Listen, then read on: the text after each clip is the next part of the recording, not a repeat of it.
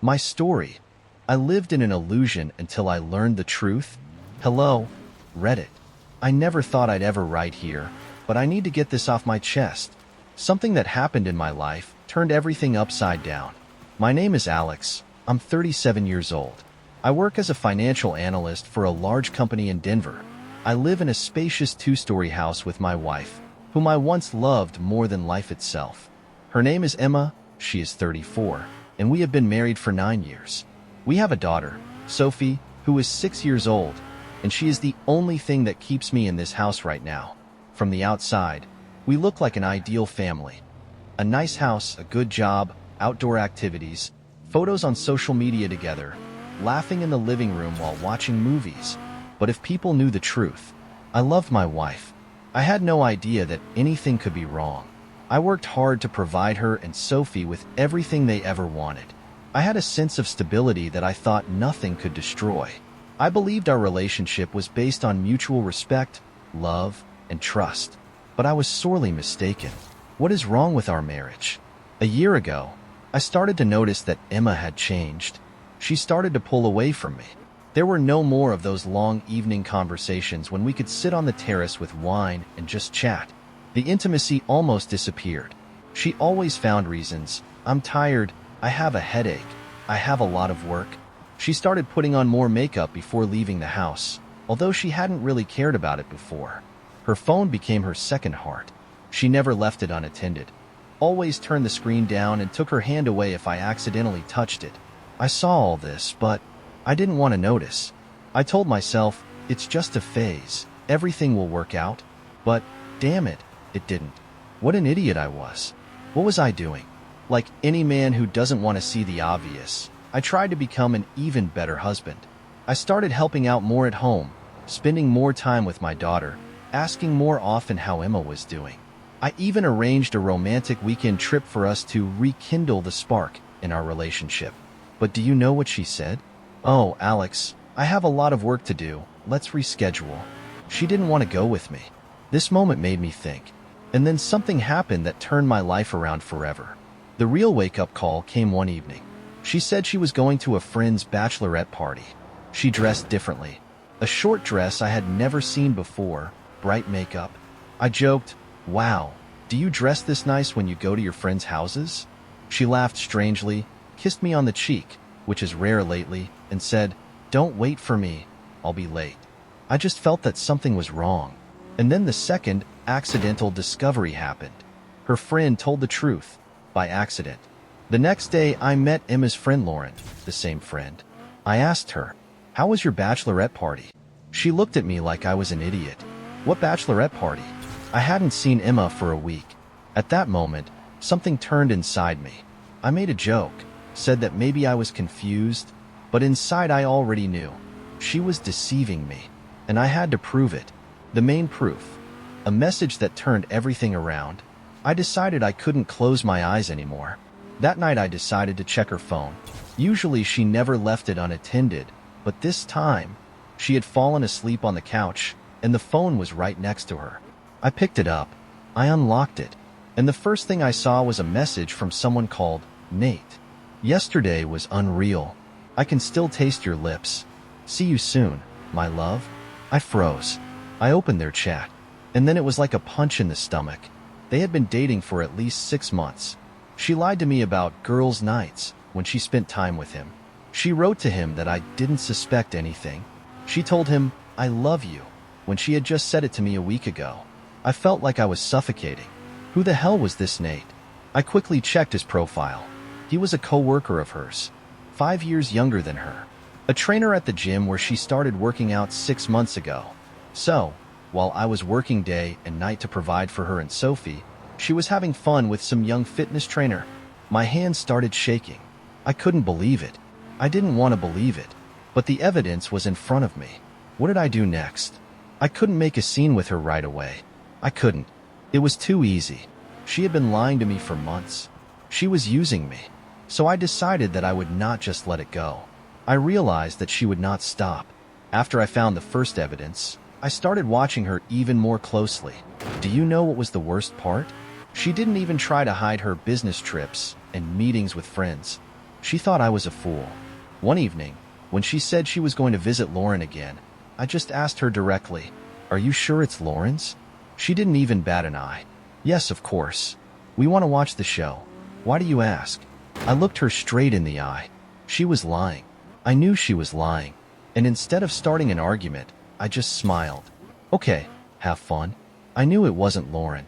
I knew where she was going. So I decided to follow her. Surveillance is the best way to find out the truth. As soon as she walked out the door, I didn't follow right away. I waited 15 minutes and then opened our Find My Phone app, which was tied to our family plan. She was not at Lauren's house, not at the office. She was at a hotel 15 minutes from our house. I drove there. I didn't go inside. I just parked in front of the entrance. And half an hour later, I saw her come in with him. They were laughing. He was holding her by the waist, and she was touching his hand as if it was natural for her. If you've ever felt like you want to scream, cry, and smash something against the wall at the same time, then you understand what I felt at that moment. But I didn't get out of the car. I didn't break down. I just took out my phone. I took a photo. I took a video of them entering the hotel together. I recorded the time and the address. Now I had one more piece of evidence. I turned around and drove home. The surveillance cameras told me more than I expected. We had a security camera in the living room at home. We had put it in a few years ago when Sophie was still a baby. Emma seemed to have forgotten about it. I checked the latest recordings, and this is what I saw. She was bringing Nate to our house. They were drinking wine in the living room where we usually sit together. They were laughing, flirting, kissing right on our couch. She brought him to our bedroom. My hands were shaking when I watched that video. How could she do that? How dare she? This was our home. The house I bought. The house where we raised our daughter. And she was just trampling on it with her lover. I copied the video and uploaded it to the cloud. Phone and GPS, even more evidence. I checked Emma's phone records. She called Nate 10 to 15 times a day. They were texting at 2 to 3 a.m. when I was sleeping next to her. She was lying about being at work, but she was at the hotel with him. I had a full report of her whereabouts for the last 3 months. 3 months of lies. I was no longer just suspicious. I knew everything. Backups, so she couldn't delete the evidence. I knew that when she found out that I knew everything, she might try to delete the messages, destroy the evidence, and twist the situation. That's why I made backups. Screenshots of the correspondence, saved on a flash drive and in the cloud. Video from the cameras, I sent it to my email. Photos from the hotel, I printed them out and put them in the safe. Now nothing could disappear. She had lost before she even knew it was a game. What was next? I had all the cards. I could have just told her that I knew everything. But that was too easy. I wanted her to feel what it was like to have your whole world fall apart. I took care of everything before I acted. A lawyer. I found the best divorce lawyer. He said that with this evidence, I would get the maximum. Accounts. I transferred the money from the joint account to my personal account. Documents. I prepared a divorce petition before she even realized what was happening. Her employer. I found out that they have strict rules against workplace romances. Now it was time to act. I decided to make it look good. The first strike was to pretend I didn't know anything. I supported her even more, bought her gifts, planned a joint trip, which she canceled because of work. I became the best husband anyone could dream of.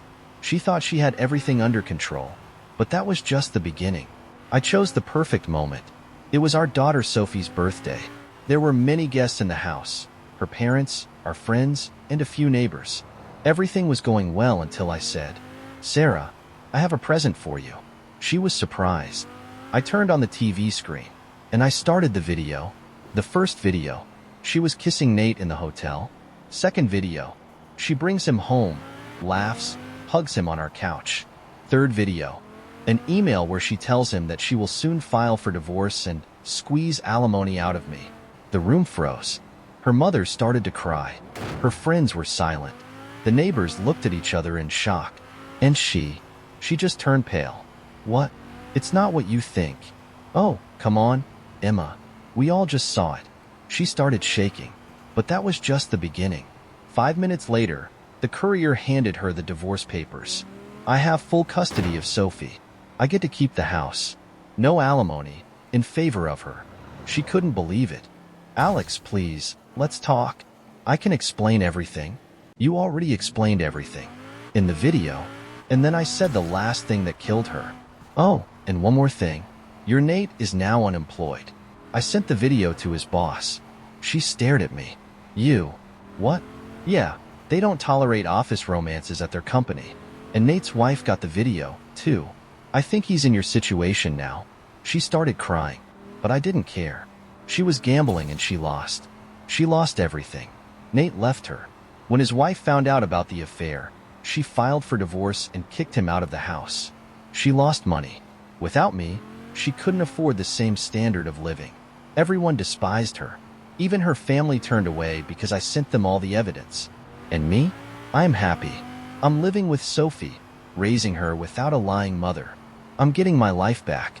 And you know what? I have no regrets. In the next part, I will tell you how she tried to come back.